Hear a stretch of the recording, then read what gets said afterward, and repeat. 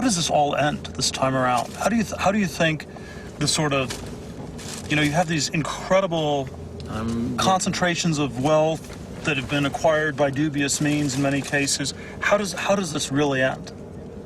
That's a very good question. You know, it's sort of, do you see an optimistic scenario? Well,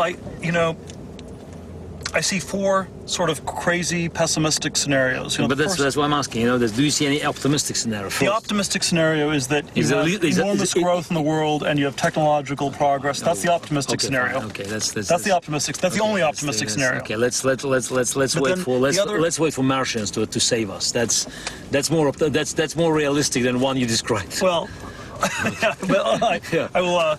But then the four scenarios, you have basically a worldwide depression where it all gets destroyed, but people are going to try to stop that by printing money. Secondly, that's what's happening now. That's sort of what's happening now. So you have this chronic recession. It doesn't quite go into a catastrophic depression. The second thing is you have a world war, but people will do a lot to try to prevent that because of nuclear weapons and the technology is so destructive. And then the third one is that